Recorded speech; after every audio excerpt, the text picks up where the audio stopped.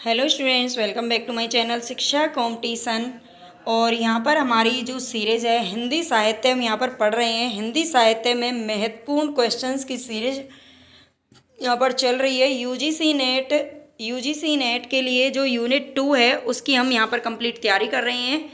और बाकी इसके अलावा तो आप जानते ही हैं, हिंदी साहित्य टीजीटी पीजीटी या कोई भी और आप एग्ज़ाम की तैयारी कर रहे हैं जिसमें हिंदी लिटरेचर आता है, तो यहाँ से उनके लिए बहुत ही इम्पोर्टेंट क्वेश्चन मिलने वाले हैं।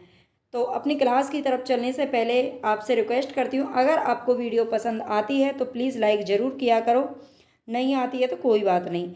और अगर आप चाहते हैं कि इसी प्रकार की और भी क्लासेस आपको मिलती रहें तो प्लीज़ चैनल को सब्सक्राइब जरूर कर लेना।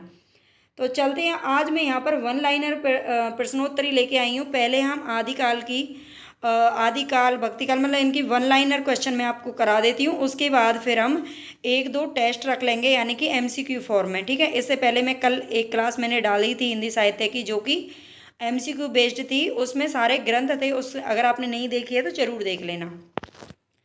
तो चलते हैं हम अपने क्वेश्चन की तरफ। सबसे पहला जो यहाँ पर क्वेश्चन है, साहित्य समाज का दर्पण है, ये बात किसने कही थी? साहित्य समाज का दर्पण है, तो ये महावीर प्रसाद द्विवेदी जी ने। किसने कहा था? महावीर प्रसाद द्विवेदी जी ने। ग्रियर्सन ने अपनी साहित्य इतिहास ग्रंथ का प्रकाशन किस पत्रिका से किया था? ग्रियर्सन ने, जो ग्रियर्सन का इतिहास ग्रंथ था, उन्होंने लिखा था the modern vernacular of Hindustan. तो इसका प्रकाशन किस पत्रिका से किया गया है? तो एशियाटिक सोसाइटी ऑफ बंगाल। और इसका प्रकाशन वर्ष कब है? तो 1888 में ये प्रकाशित हुआ था। ठीक है, 1888 में प्रकाशित हुआ था और ये एशियाटिक सोसाइटी ऑफ बंगाल से प्रकाशित किया गया था। मिस्र बंधु विनोद को साहित्य का पंचांग किसने कहा है? ये सारे जो इतिहास ग्रंथ हैं वो हम पहली वीडियो में कल पढ़ चुके थे, आप जरूर देख लेना वहाँ से। तो मिस्र बंधु विनोद को साहित्य का पंचांग किसने कहा है? मिस्र बंधु विनोद आप जानते हैं, मिस्र बंधुओं का क्या है, एक इतिहास ग्रंथ है जो हिंदी साहित्य को लेकर के इन्होंने लिखा था। और ये इसका जो प्रकाशन वर्ष है 1913 और 1934 है। 1913 में इसके 3 भाग प्रकाशित हुए थे और 1934 में चौथा भाग प्रकाशित हुआ था। तो इसे साहित्य का पंचांग किसने कहा है? तो नामवर सिंह ने कहा है। किसने कहा है? नामवर सिंह ने कहा है। वन लाइनर क्वेश्चन आपके लिए बहुत ही इंपॉर्टेंट रहने वाले हैं, इनको अच्छे से याद कर लेना, फिर बाद में मैं एक टेस्ट लेंगे। ठीक है, मिस्र बंधुओं ने ब्रज भाषा का प्रथम कवि किसे माना है? मिस्र बंधुओं ने ब्रज भाषा का, अपने ग्रंथ में उन्होंने ब्रज भाषा का प्रथम कवि किसे बताया है? तो सारंगधर को माना है। गोरखनाथ को हिंदी का प्रथम गद्य लेखक किसने माना है? इन्होंने ब्रज भाषा का यानी कि पद्य कवि माना है सारंगधर को, और गद्य लेखक की बात हो रही है, ये माना है गोरखनाथ को। ठीक है, मिस्र बंधुओं ने गद्य लेखक किसको माना है? गोरखनाथ को माना है मिस्र बंधुओं ने। ठीक है, रामचंद्र शुक्ल जी ने हिंदी साहित्य का आरंभ कब से स्वीकार किया है? किस भाषा से स्वीकार किया है? तो देश भाषा से। ठीक है, रामचंद्र शुक्ल जी ने हिंदी साहित्य का आरंभ किस भाषा से, किससे स्वीकार किया है? तो देश भाषा से स्वीकार किया है। नेक्स्ट यहाँ पर देखते हैं, अपभ्रंश भाषा को प्राकृताभास हिंदी किसने कहा है? अपभ्रंश भाषा को प्राकृताभास हिंदी कहा है रामचंद्र शुक्ल जी ने। इतिहास से शुक्ल जी ने जुटाया है, जगाया नहीं। ये किसका कथन है? जुटाया है, बल्कि जगाया नहीं है। ये जैनेन्द्र का कथन है। किसका है? जैनेन्द्र का। हिंदी का आरंभिक रूप अभट्ट माना है। किसने? हिंदी का जो आरंभिक रूप है उसे आरंभिक रूप अभट्ट माना है। किसने? भोला शंकर व्यास जी ने। नेक्स्ट यहाँ पर है, पुष्प या पुंड को हिंदी का प्रथम कवि किसने माना है? पुष्प या पुंड को हिंदी का प्रथम कवि माना है शिव सिंह सेंगर ने, जॉर्ज ग्रियर्सन और मिस्र बंधुओं ने। ठीक है, इन तीनों ने ही हिंदी का प्रथम कवि किसे माना है? तो ये पुष्य या पुंड को माना गया है। ठीक है, इन तीनों के द्वारा। मिस्र बंधुओं ने, अभी हमने पीछे पढ़ा था, गद्य लेखक गोरखनाथ को माना है, और जो पद्य लेखक हैं ब्रजभाषा का किसको माना था? सारंगधर को। और हिंदी का प्रथम कवि पुष्य या पुंड को माना है। हिंदी का सर्वमान्य प्रथम कवि कौन है? तो ये सरेपा का नाम आता है। ठीक है, जो कि सिद्ध कवि माने जाते हैं प्रथम। हिंदी की प्रथम रचना कौन सी है? शराब का चार, जो कि देव कवि के द्वारा लिखी गई है। देव कवि के द्वारा लिखी गई है और इसके अंदर 933 दोहे हैं। ठीक है, ये भी ध्यान रख लेना। आगे नेक्स्ट क्वेश्चन है हमारा, अपभ्रंश शब्द का प्रथम उल्लेख कहाँ से मिलता है। अपभ्रंश जो शब्द है, अपभ्रंश शब्द का प्रथम उल्लेख कहाँ से मिलता है। धारसेन द्वितीय के शिलालेख से।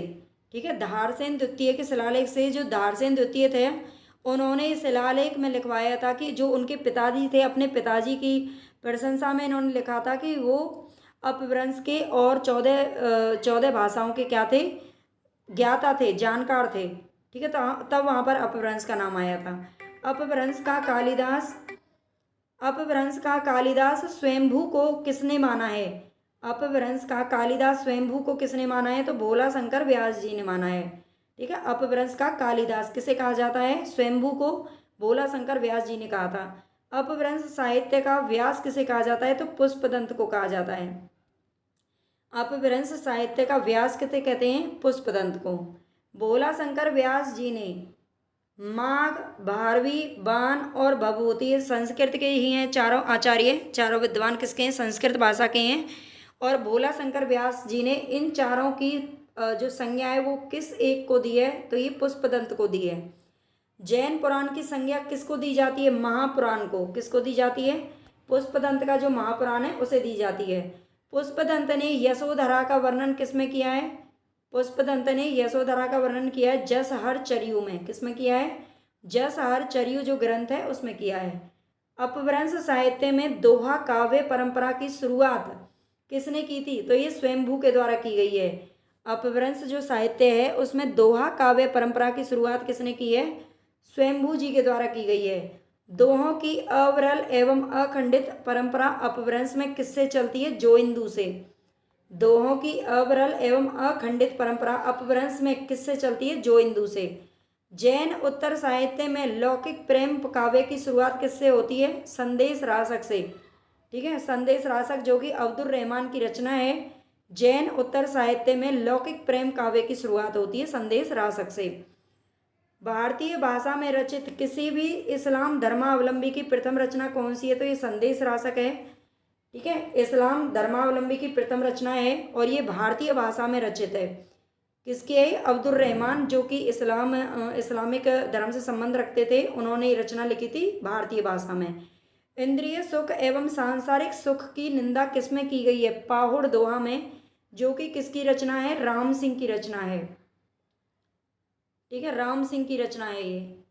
सिद्ध साहित्य बौद्ध धर्म की किस शाखा से निकला है, वज्रयान शाखा से। ठीक है, वज्रयान और हीनयान इसकी दो शाखाएं थी। तो जो सिद्ध साहित्य है वो किससे निकला है, वज्रयान शाखा से। सिद्धों की भाषा कौन सी है, सिद्धों ने जो अपने ग्रंथ लिखे हैं उसमें कौन सी भाषा लिखी है, संधा भाषा। सिद्ध साहित्य में कौन कौन सी महिला थी, तो सिद्ध साहित्य आप जानते हैं इनकी जो संख्या थी वो 84 थी। और इनमें 3 महिलाओं के नाम आते हैं, मणिभद्रा, मेकलपा और लक्ष्मीकरा। ठीक है, मणिभद्रा, मेखलपा और लक्ष्मीकरा। सिद्ध साहित्य शैली कौन सी है, तो मुक्तक शैली है। सिद्ध साहित्य पर सर्वप्रथम प्रकाश डाला है, किसने डाला है, हरप्रसाद शास्त्री ने 1916 ईस्वी में। सिद्ध साहित्य पर सर्वप्रथम प्रकाश किसके द्वारा डाला गया है, तो हरप्रसाद शास्त्री के द्वारा 1916 के अंदर। राहुल सांकृत्यायन ने सिद्ध साहित्य पर प्रकाश कब डाला, 1945 में। ठीक है, राहुल सांकृत्यायन ने सिद्ध साहित्य पर प्रकाश डाला था, लेकिन 1945 में उनसे पहले 1916 में हरप्रसाद शास्त्री ने एक ग्रंथ लिखा था, बौद्धगान ओ दोहा। ठीक है, उसमें सिद्ध साहित्य पर प्रकाश डाला था। सिद्ध साहित्य को समग्र रूप से प्रकाश में कौन लेकर के आए हैं, तो प्राच्यविद बेंडल लेके आए हैं।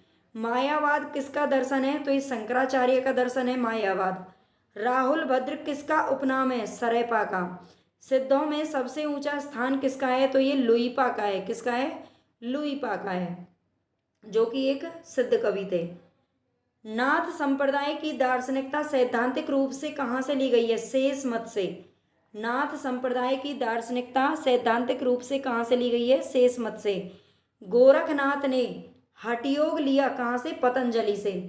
ठीक है, पतंजलि से लिया। गोरखनाथ कौन थे, ये नाथ संप्रदाय के प्रवर्तक थे। तो इन्होंने पतंजलि से हठयोग का प्रवर्तन इन्होंने किया था। ठीक है, अवधूत संप्रदाय किसको कहा गया है, नाथों को कहा जाता है। नाथ एवं सिद्ध दोनों में कौन कौन थे, मतलब ऐसे मतलब कॉमन नाम कौन से थे जो नाथों में भी गिने जाते हैं और जो सिद्धों में भी गिने जाते थे? तो नागा अर्जुन, चरपट नाथ और जालंधर पा। ठीक है, नाथ एवं सिद्ध दोनों में कौन कौन थे? नागा अर्जुन, चरपट नाथ और जालंधर नाथ या जालंधर पा। शुक्ल जी ने सिद्धों से नाथों की परंपरा का अलगाव किससे माना है? तो जालंधर पा से माना है। ठीक है, शुक्ल जी ने सिद्धों से नाथों की जो परंपरा अलग हुई थी तो ये किससे मानी है? जालंधर पा से। विष्णु शर्मा किसका वास्तविक नाम था? मत्स्येंद्र नाथ का। नाथ संप्रदाय का अधिक प्रसार कहाँ पर हुआ है? पंजाब एवं राजस्थान में। ठीक है, नाथ संप्रदाय का अधिक प्रसार कहाँ पर हुआ? पंजाब एवं राजस्थान के अंदर। गोरखनाथ अपने युग के सबसे बड़े नेता हैं, ये किसने कहा है? हजारी प्रसाद द्विवेदी जी ने। गोरखवाणी का संपादन किसने किया है? तो पीताम्बर दत्त बड़थवाल ने किया है। गोरखवाणी का संपादन किसके द्वारा किया गया है? पीताम्बर दत्त बड़थवाल के द्वारा। तो यहाँ पर हमारे 42 क्वेश्चन हैं। आई होप आपके लिए वीडियो यूज़फुल रहे और आपको पसंद भी आए, ऐसी मैं उम्मीद करती हूँ। और प्लीज़ आपसे रिक्वेस्ट भी करती हूँ कि चैनल को सब्सक्राइब ज़रूर कर लेना, लाइक कर दिया करो भाई वीडियो को, ताकि थोड़ा सा मोटिवेशन मिले और ज़्यादा से ज़्यादा मेहनत करने के लिए। ओके, धन्यवाद।